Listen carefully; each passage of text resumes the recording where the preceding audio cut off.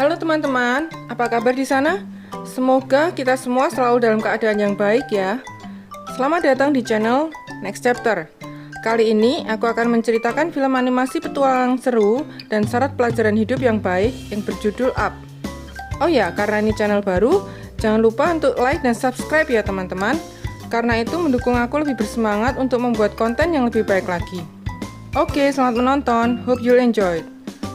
Film dibuka dengan seorang bocah cowok berusia sekitar 8 tahun bernama Carl Fredrickson yang memasuki sebuah rumah reot karena tertarik dengan pekikan suara dari dalam rumah itu. Sumber suaranya ternyata dari seorang bocah cewek seumuran Carl yang bernama Ellie. Mereka berdua ternyata memiliki idola yang sama, yaitu seorang penjelajah kenamaan bernama Charles Muntz. Muntz punya semboyan "Adventure is out there", seperti yang diteriakkan Ellie tadi, dan mengendarai balon udara yang diberi nama Spirit of Adventure, seperti balon yang dipegang Carl. Muntz juga memiliki kawanan anjing berjumlah ratusan ekor untuk membantu ekspedisinya. Ellie rupanya punya impian untuk membangun rumah tepat di atas tebing air terjun Paradise Falls yang berada di kawasan Amerika Selatan. Lucunya, Ellie memaksa Carl untuk berjanji padanya untuk bisa mewujudkan mimpinya itu, di mana Carl yang rupanya cukup menyukai Ellie akhirnya mau berjanji. Ternyata dari cinta monyet, akhirnya mereka benar-benar menjadi sepasang suami istri.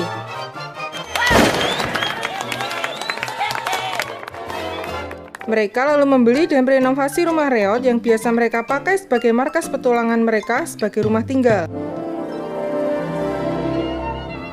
Mereka pun bekerja di zoo atau kebun binatang sesuai impian mereka yang haus petualangan, di mana Carl bekerja sebagai tukang balon dan Ellie bekerja sebagai aktris penjelajah yang sering menjadi model foto bersama anak-anak. Hingga Ellie pun hamil anak pertama mereka. Namun sayang, Ellie mengalami keguguran dan tidak bisa hamil lagi. Beruntungnya, Carl seorang suami yang pengertian yang mampu menguatkan dan menghibur Ellie di kala sedih hingga kembali bersemangat.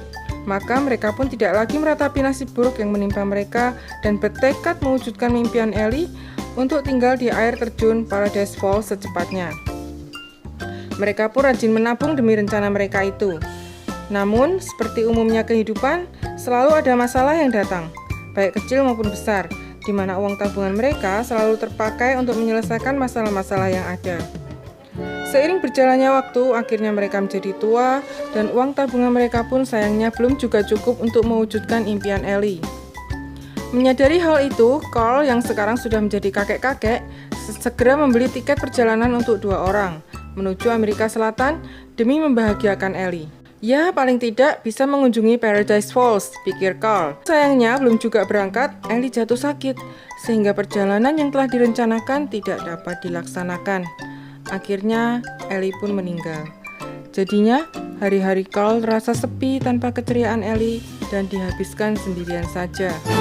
Ditambah lagi, kini rumah Carl yang terletak di pusat kota juga terkepung oleh gedung pencakar langit yang menjulang tinggi. Rumah Carl pun sudah berulang kali ditawar untuk dibeli oleh pengembang yang membangun gedung pencakar langit yang mengelilingi rumahnya itu.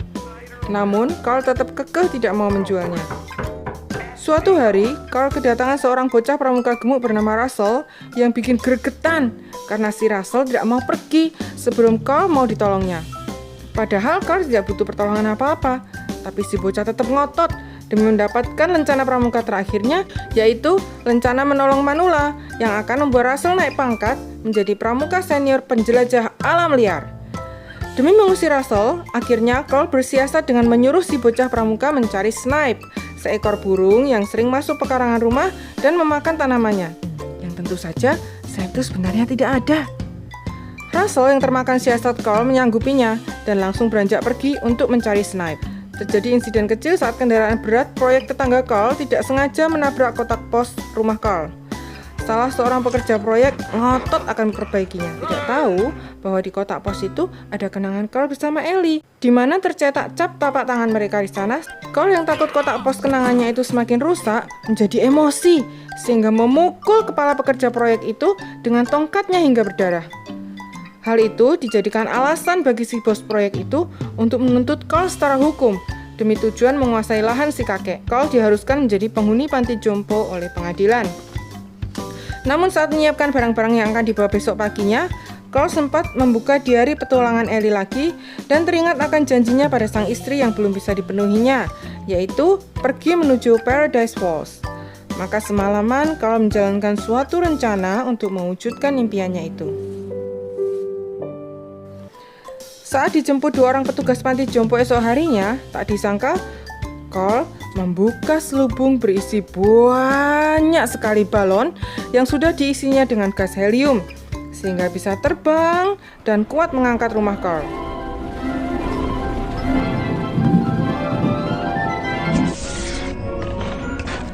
Dua petugas itu hanya bisa melongo keheranan dan jadi penonton.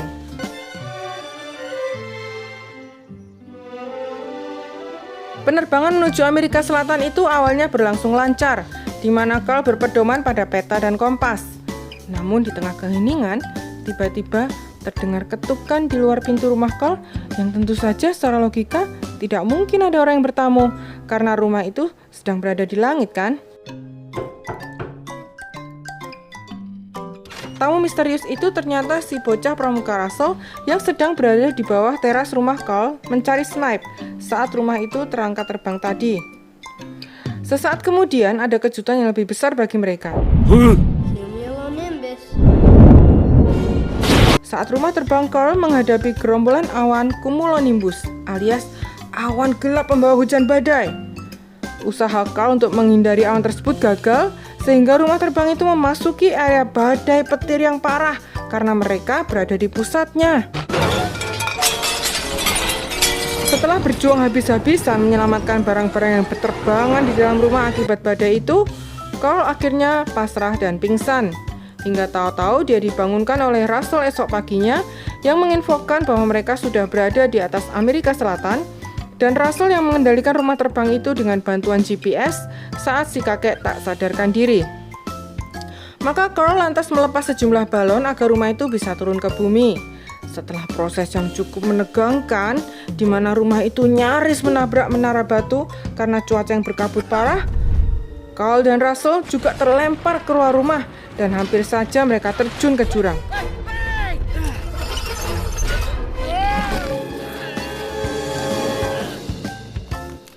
Ternyata posisi mereka sudah dekat dengan air terjun Paradise Falls, yaitu tepat di seberangnya.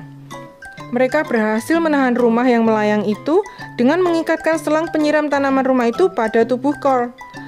Atas saran Russell yang ternyata cukup cerdas, maka rumah itu dibawa dengan berjalan saja alih-alih dikemudikan. Karena mereka berdua tidak ada yang bisa memanjat ke atas masuk ke dalam rumah untuk mengemudikan rumah Carl lagi. Mereka berpacu dengan waktu, karena Carl memperkirakan gas helium pada balon-balon yang mengangkat rumah itu akan habis paling lama 3 hari lagi. Saat mereka memasuki kawasan hutan, Russell menemukan burung raksasa berbulu warna-warni yang bisa berlari secepat kilat, yang dianggapnya sebagai Snipe. Burung itu kemudian ditunjukkannya pada Carl. Carl yang sebenarnya membuat istilah Snipe itu sebagai akal-akalan saja, malah jadi ketakutan pada si burung yang diberi nama Kevin oleh Russell.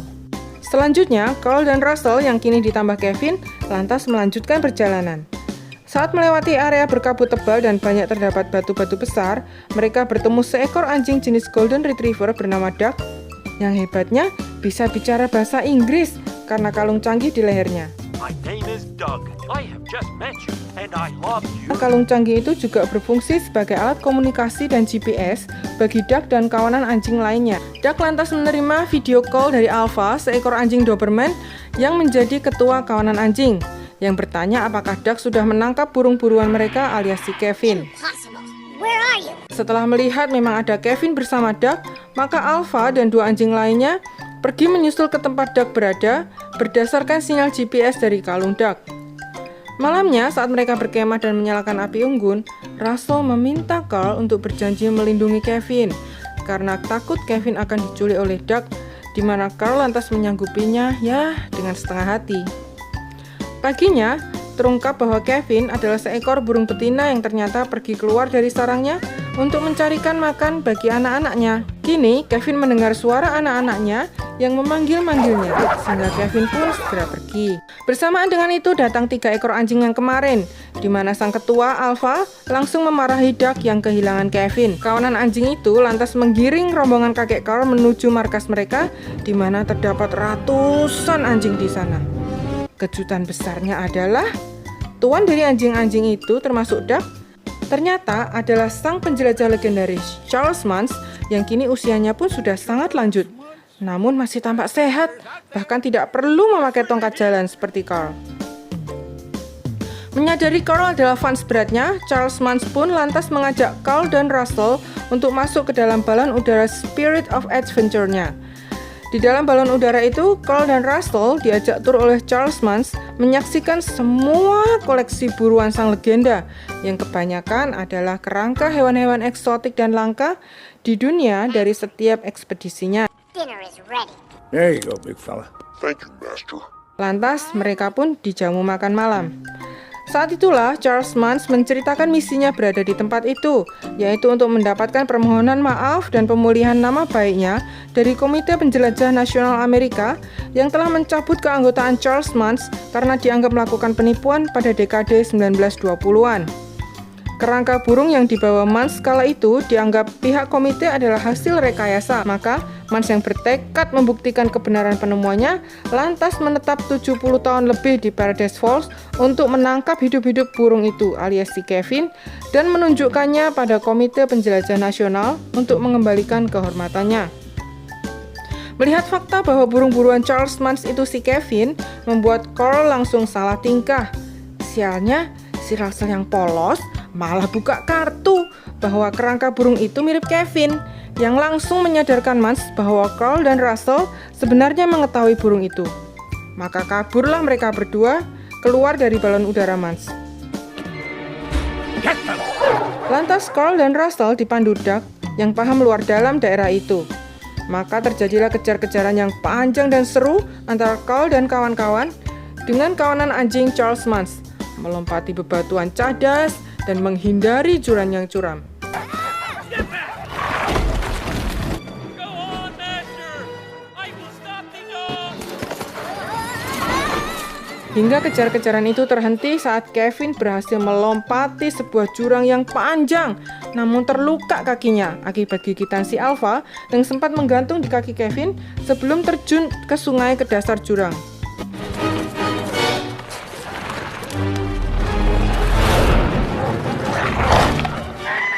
Hingga kejar-kejaran itu terhenti saat Kevin berhasil melompati sebuah jurang yang panjang, namun terluka kakinya akibat gigitan si Alpha yang sempat menggantung di kaki Kevin sebelum tercebur ke sungai di dasar jurang. Malamnya saat perjalanan menuju sarang si Kevin untuk kembali kepada anaknya, tiba-tiba datang Charles Mance dengan balon udaranya yang mengikuti sinyal GPS di kalung Doug. Mance langsung menangkap Kevin dan meninggalkan Carl, Russell, dan Doug. Russell lantas mengungkapkan rasa kecewanya pada Carl karena Carl lebih memilih menyelamatkan rumahnya yang dibakar Charles Mance daripada menyelamatkan Kevin. Hal ini membuat Carl jengkel dan menyalahkan Doug yang dianggapnya menjadi penyebab tertangkapnya Kevin, sehingga langsung membuat Doug merasa bersalah lalu meninggalkan Carl dan Russell. Maka Carl melanjutkan misinya bersama Russell hingga sampailah mereka esok paginya di tebing di atas air terjun Paradise Falls, dan Carl sukses mendaratkan rumahnya tepat di sana seperti impian Ellie. Baru saja merasa puas sudah menggenapi permintaan mendiang istrinya, Carl harus menghadapi Russell yang masih kecewa dan membuang selempang rencana penjelajahnya.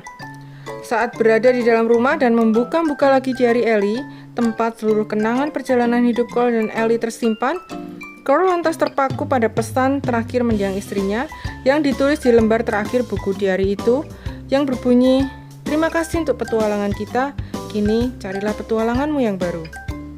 Melihat itu, Carl sadar bahwa dia harus bisa move on dari kematian Ellie dan teringat janjinya pada Russell untuk menyelamatkan dan mengembalikan Kevin pada anak-anaknya. Sayangnya, Russell yang tidak sabar keburu pergi duluan dengan terbang menggunakan beberapa balon yang dikaitkan di badannya dan menggunakan blower daun yang biasanya dipakai untuk membersihkan daun-daun kering sebagai gas dan remnya. Maka Carl segera menyusul Russell setelah membuang sebagian besar perabot berat keluar rumahnya.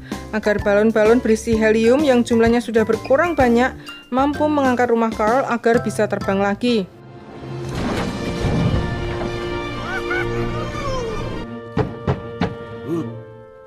Carl tambah gembira mengetahui Doug ternyata tidak meninggalkannya usai dimarahi kemarin malam, melainkan bersembunyi di bawah teras depan rumah Carl seperti si Russell di awal perjalanan. Russell yang berhasil mengejar balon udara Charles Mans dan masuk ke dalamnya langsung tertangkap oleh para pasukan guguk yang tengah berjaga. Lantas Charles membuang keluar Russell yang terikat di kursi lewat pintu kargo. Untunglah Carl sudah berada di dekat situ. Kerjasama Carl dan Doug berhasil menyelamatkan si bocah gemuk itu. Mungkin merasa Russell terlalu ceroboh, Carl menaruh Russell yang masih terikat di kursi di dalam rumahnya. Lantas Carl mengikuti Doug yang sudah paham betul denah balon udara tuanya itu, termasuk jalan-jalan tikusnya, dan akhirnya sampai ke tempat Kevin ditahan. Kemudian Carl mengikuti saran Doug untuk melepaskan satu bola tenis di kaki tongkat jalannya untuk kemudian dilemparkannya keluar ruangan sebagai umpan untuk menarik kawanan anjing penjaga sangkar Kevin. Saat akan keluar dari balon udara itu, mereka diserang Mans. Ini membuat Carl terpisah dengan Doug yang segera kabur karena diburu Alpha dan anak buahnya.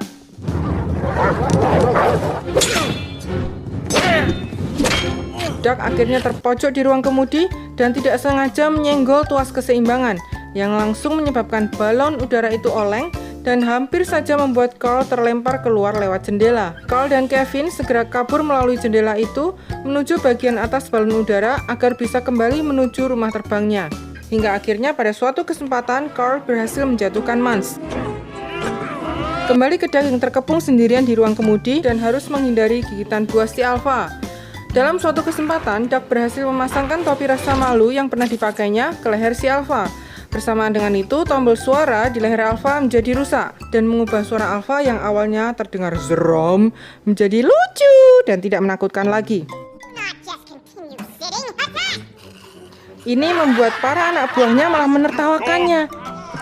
Dan kini berbalik mematuhi Doug yang dianggap mereka berhasil mengalahkan si Alpha. Doug segera membuka pintu di ruang kemudi yang menuju bagian atas balon udara itu untuk segera bertemu dengan Carl dan Kevin. Sementara itu, Russell berhasil membebaskan diri dan keluar dari rumah Carl. Namun karena terburu-buru, dia hampir saja terjun bebas ke bumi. Untungnya, Russell masih sempat meraih selang panjang untuk menyiram tanaman yang terikat pada rumah Carl.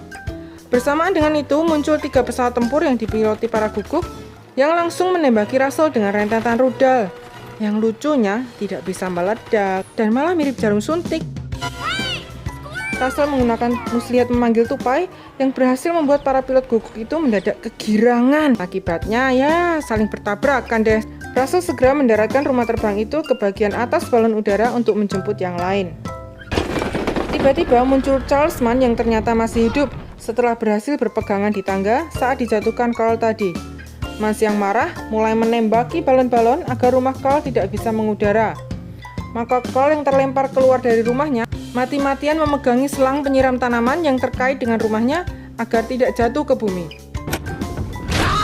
Mans mendobrak pintu rumah yang dikunci Russell dari dalam. Carl langsung berteriak pada Russell untuk berpegangan pada Kevin. Carl lantas menarik keluar coklat batangan dari sakunya yang langsung buat Kevin yang suka sekali makan coklat segera melompat keluar dari rumah menuju Carl. Mans secepatnya berusaha keluar dari rumah, namun kakinya terjerat tali balon yang menyebabkan bye-bye Mans. Sementara meskipun selang penghubungnya putus karena tidak kuat lagi menahan rumah Carl, untungnya Russell, Kevin, dan Doug berhasil berpegangan pada selang yang dipegangi Carl sehingga mereka selamat. Tampak sedikit rona kesedihan di wajah Carl karena berpisah dengan rumah kenangannya bersama Ellie itu. Namun dia sadar itu hanya sekedar benda mati, di mana kenangan sebenarnya hidup di dalam hati. Setelah mengantarkan Kevin berkumpul kembali dengan anak-anaknya yang lucu, Carl, Russell, dan Doug lantas pulang kembali ke kota mereka menggunakan balon udara Spirit of Adventure bersama rombongan anjing Charles Mans yang jumlahnya sekampung. Uniknya, rumah Carl yang jatuh tadi ternyata berhasil mendarat dengan utuh tepat di atas air terjun Paradise Falls, tepat seperti impian Ellie. Selanjutnya, Carl tidak kesepian lagi karena kini Russell yang sudah dianggapnya sebagai anaknya sendiri bersama Doug hadir mengisi hari-harinya. dan film pun tamat. Oke teman-teman, semoga terhibur dengan cerita film Up ini. Sampai jumpa di film berikutnya. Take care.